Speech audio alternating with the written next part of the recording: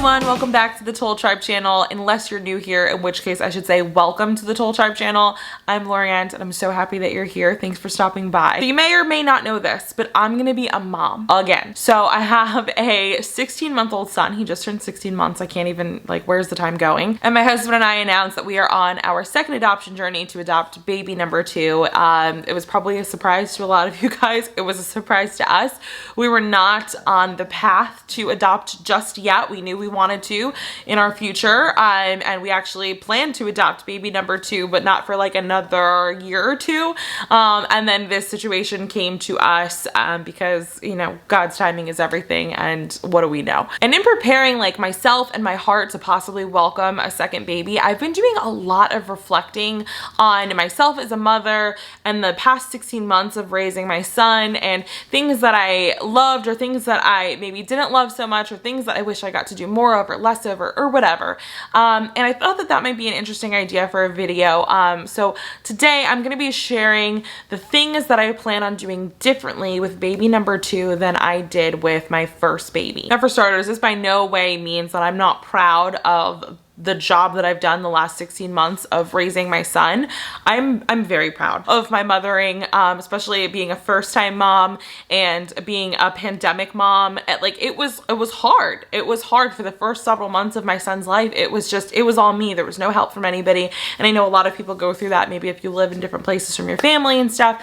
But it's really hard when you have a support system and your support system can't be there for you because a global pandemic is keeping them away, and, you know, just being scared about the germs and the pandemic and the effect that it could have on myself and my husband and my baby. Like, you know, if one of us got sick, how would we take care of the baby? God forbid the baby got sick. Like, there was just anxiety was running really high for the first several months. My son was literally born like the week before the state of New Jersey went into lockdown. So it was chaotic to say the least. And with all that being said, I'm very proud of the job that I did, but there are certainly things that I know now that I didn't know then, or just perspective that I have now that I didn't have then, that I want to use to just make me a better mother the second time around. And I'm sorry for the lighting. It's gonna go in and out. I use natural light and the sun is just, it's in and out of the clouds today. I'm gonna give you golden hour, and then I'm gonna give you like shady shade vibes. It's just, it is what it is. So I'm gonna start off right after birth at the hospital. And this is assuming that this situation is even similar to our first situation with our son. So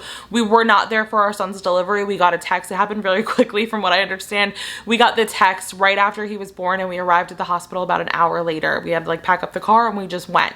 And you can watch that video here to see how that all went down. When we got there, we got to meet our son and hold him for the first time. And it was an incredible moment. Right after that, I was filled with anxiety that I was gonna have to leave him there overnight, because we didn't have it arranged with the hospital beforehand that we were gonna need a room as adoptive parents. Some hospitals do allow that, and this hospital did, but I think there was, I can't really remember, but I think there was some issue with the social worker that we were working with at the agency arranging it with the hospital social worker beforehand. And so we were there for like 4 hours, like in a nursery, like where there was nurses in and out and just people in and out, like trying to bond with our son for the first time. And it was really hard and really uncomfortable. Like all I wanted to do was do skin to skin, but I like did not feel comfortable doing it like right there in the middle of the room where everybody was coming and going, and like it was really uncomfortable, and I was filled with that anxiety of like, I'm gonna have to leave him, and I didn't want to leave him. So this time I would like to have it figured out and arranged beforehand, hopefully, for us to have a room. And I just want to add in really quickly, because I realized that that whole thing sounded like very matter of fact, like we want this and we want that. The hospital experience and what happens there is 100% up to that child's biological mother and what she wants. She might not want you in the room when she delivers. She might not want you in the room for the first 24 hours after she delivers. Like literally, she or they call the shots at the hospital. The reason I can sound a little bit more matter of fact about it, and still you can never really be matter of fact, is because this second adoption is with our son's biological parents. So we've done this before with them, and we kind of have an idea of the plan and how they like to do things. So this time around in the hospital, I plan on just being like a little bit more assertive for both our baby and for myself and Mike.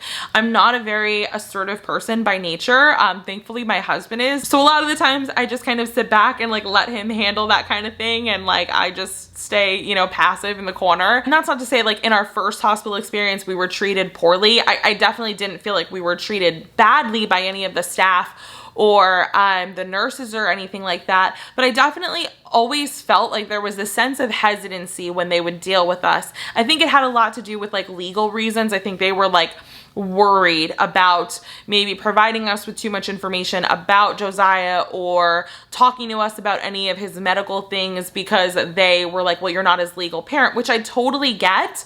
But they also just like were not taking the action necessary to then go speak to his biological mother to get the information or to get the clearance to allow us for any of those things.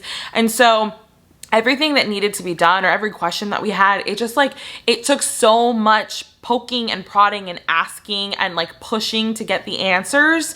And like I said, they were never mean about it. They were always nice, but I just felt like nobody really wanted to touch us with like a 10-foot pole. And I feel like this time I really kind of need to step up and be a little bit more assertive and be like, hey, baby needs this. We need this. This information needs to be provided. You need to go speak to so-and-so now.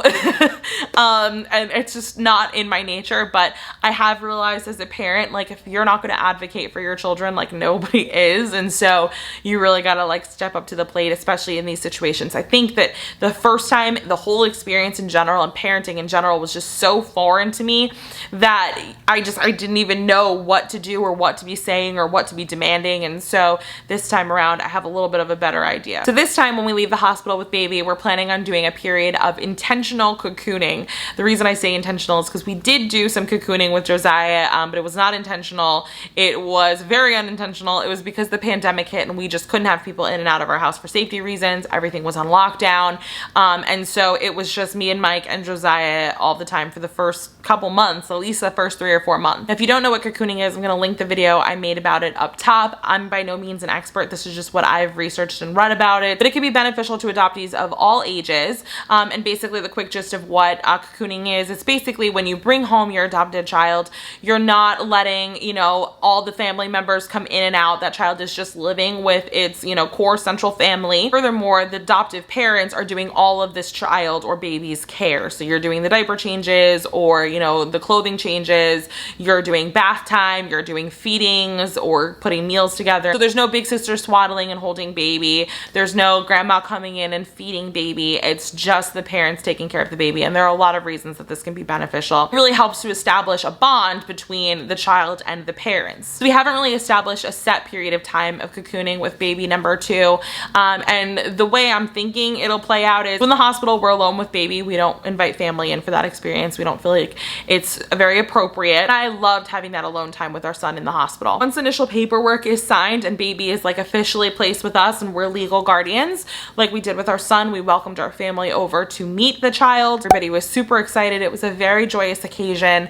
And then what I'm thinking is after that happens, everybody goes home and we have a week or 2 where it is just us and baby and our son.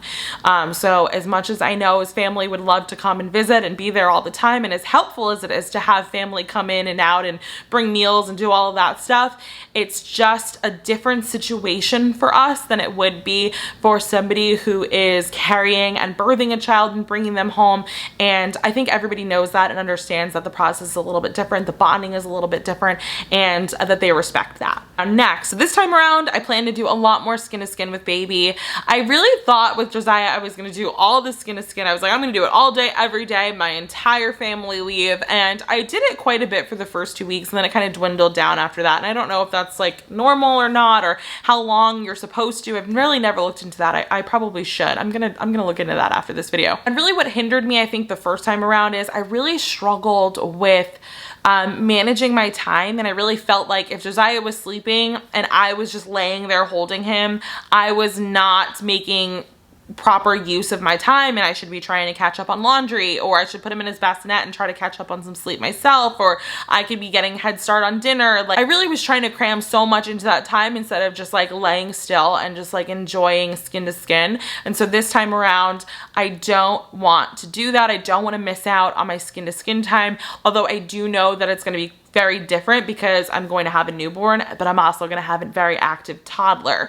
So skin to skin is going to look a little different this time. Probably going to have to, you know, just put on a baby wrap as a shirt and just put that baby in there and just do skin to skin while walking around chasing my toddler around the house. And that actually leads me to my next point, which is like, I want to wear this baby like all the time. And honestly, I think I might have to out of necessity because, again, busy toddler that always wants to be going and doing things. And so in order to keep up with him, I'm going to need to have my hands free. So I'm thinking baby wearing. I'm trying to figure out whether I want to do a wrap again or a sling. Either way, I just want to be wearing this baby a lot more. I really did enjoy wearing Josiah like when he was very little, but it did start to hurt my back as soon as he started to gain a little bit of weight. But this time I really just want to like suck it up and just like wear that baby everywhere. And I imagine the more I do it, the more comfortable it'll become because my back will just get used to it. I'm just probably like a lazy potato person, and that's why it bothered me. I was also worried because, you know, everybody tells you like, you're gonna spoil the baby if you hold them too much, if you carry them too much, if you can't spoil a baby. So you don't have to worry that if you hold your baby too much, they're gonna like grow up to be obsessively clingy. I don't feel like I held Josiah too much, and the kid hides under my skirt when we go places. So that's pretty clingy if you ask me. I don't think it matters whether you hold them or not. I think kids are just always stage 5 clingers, especially to their mom. And the reason it's so important to me to do more skin to skin this time and to baby wear and have baby like on me more is just because that first year, guys, it goes so fast. And I mean, every time you see somebody and they're like, oh, your baby's so cute, enjoy it, it goes fast. You know, I've got, you know, a 17-year-old now, he was a baby yesterday. Like, you hear that from people over and over and over and over and over again. And you know it's true because like you blink and all of a sudden you're at 3 months, and then you blink and you're all of a sudden at 6 months. And it sometimes even feels faster than that when your baby hits milestones early. Like Josiah started crawling like right before he turned 7 months, and then he was walking at 10 months. All of those things just made him feel even bigger sooner, like before he was even a year old. It was just, it's crazy. And so you know it goes fast, but like the days themselves feel really long, and sometimes you just don't stop to admire how amazing, you know, parenthood is, or motherhood is, or your children, and how much you enjoy that time with them and like those little moments. And so I really feel like this time around I want to like stop, slow down, you know, enjoy the skin to skin, breathe that baby scent, and like wear my baby and just have them with me, because before you know it, they're walking and they don't want you to carry them all over the place because they're busy exploring and seeing things. I guess I kind of just said it in my last ramble, but like I want to slow down more this time. I really want to take the time to take it all in and use my like family bonding leave for what it's intended for, which is to bond with my family, not to make sure I'm caught up on the laundry at all times, not to make sure that, you know, there's an incredible, delicious dinner on the table every night. Like, that's not what it's for. It's for me to adjust to this new chapter of, you know, being a mom of 2 and just enjoying that time with my kids and really soaking it all in. And so that's what I want to do this time. I want to put far fewer expectations on myself and for how much I can get done in a day when I'm on my leave, and I just want my focus to be on my kids. This next one's kind of funny, and I don't know if I'll actually be able to stick to it or not, but I want to have less clothes with this baby than I had with Josiah. And I'm probably already failing miserably at this because I just placed like a few very large orders. But, you know, I digress. In the beginning, I think it's necessary because I feel like you go through outfits like every couple of like hours with babies, because they're constantly like peeing on themselves or like having blowouts or spitting up. So you definitely do like 4 outfit changes a day, you know, in the very beginning. So I understand the need to have a lot of like newborn and like 0 to 3 month stuff. But after that, it kind of just became overwhelming with the amount of stuff that Josiah had, between stuff that I had bought that I thought was really cute, between stuff that like people had sent to him. Like, it was just a lot. Like, I kind of went through the stuff that was in the drawers because that's where I would change him, so it was easiest to grab that stuff. But, you know, I had a whole closet full of stuff that he, you know, some stuff that he never even got to wear, some stuff that he wore one time, which to me is kind of a waste. You're not really getting your money's worth. And honestly, I just found like the rotating of the clothes and the sizes to be so overwhelming, and I just don't want to feel that way this time around. So I keep telling myself, like, if you have less stuff, You get more use out of it. Sure, you have to do laundry a little bit more, but you'll get more use out of it. And then you don't have to worry about like the baby growing out of things before you got a chance to put them on them, because they kind of have like that core wardrobe that they're wearing all the time, because you don't have like an excess amount of stuff. But I don't know if that'll happen this time around, because this matches with the baby girl. So if we bring this baby home, this will be my family's first girl. I have nephews. We obviously have our son. My parents have no girls on their side. And I just feel like she's gonna be spoiled on all ends of the spectrum. She's gonna have all of the bows, all of the dresses, all of the everything. And I'm sure this whole thing is just pointless and gonna go out the window, and I'm gonna have just too much stuff all over again. This time around, I wanna take more time for myself, which I know is gonna be a little bit harder now with 2 kids and a husband and a job and all of the other things. But I really understand, you know, probably now more than ever, that like it's important for me to take that time for myself to recharge, because you really can't pour from an empty cup.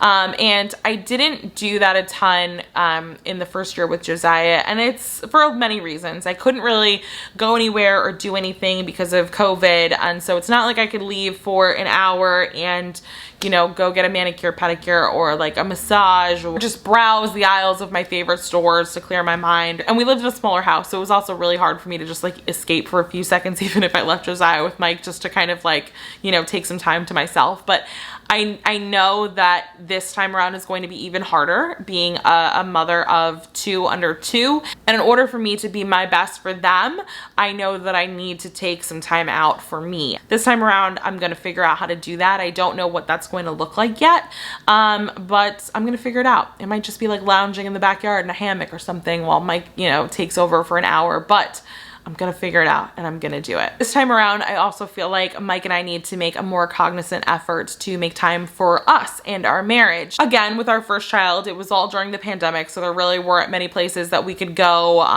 Restaurants weren't really open for date nights, and when they did start to open up, we weren't even really comfortable going back out, so it took us a while. I think the first time we left Josiah overnight was for our anniversary. It was our 5-year anniversary, and it was around October 2nd. That's when our anniversary is. So Josiah would have been 7 months old the first time we left him just overnight. I think we dropped him off at like, you know, 5 or 6, and we picked him up the next morning. And I probably wouldn't leave my newborn baby like overnight at somebody's house, but to have somebody come to the house and watch the kids and put them to bed while we go out and have dinner, like we live close enough to family for all of that. You should always be making time for your marriage. No kids, 1 kid, 2 kids. But I feel like especially once, you know, you have 2 kids, especially 2 young kids, like that could be really draining. And it's important to still maintain your marriage and make sure that, you know, you guys are both in a good place. You're feeling good about everything that's going on. You're filling up each other's love tanks, speaking each other's love languages, like all of the things. So I definitely feel like this time around with baby number 2, we're gonna have to make more of an effort to have that time together. And lastly, this time around, I plan to politely decline unsolicited parenting advice and just be a little bit more assertive with others in defending my decision as my child's parent. Like I mentioned earlier, I'm not the most assertive person. I'm definitely more passive. And a lot of the times when people give unsolicited advice or tell me I should do X, Y, Z, I know that I don't want to do that, or I don't like that, or I don't want them to do that with my child, but I don't always know how to politely say no. And so I'll be like, yeah, it's okay. You can, you know, do X, Y, Z. And the whole time I'm like, I really don't want them to be doing that. And I've done that quite a bit with my son, and I really just hate the way it makes me feel.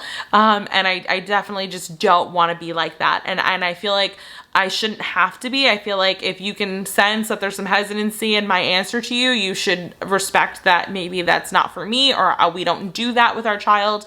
And again, Mike is really good at being like, no, we don't do that, where we don't like that, or like he's so much better at it. And I really just need to take a page out of his book and just stand up for, you know, myself and the parenting decisions that he and I make for our child and our children together. And people typically always mean well. But like I've said on here before, like parenting styles change. change, and like what worked for your parents and your grandparents, you know, might not work for you, and it might not be applicable in today's world. I just need to keep reinforcing in myself, like, I'm their parent, I know best, and all of the kind of rules and, you know, decisions that I've made are in the best interest of my children and the way that I want to raise them. And so I need to follow through on that.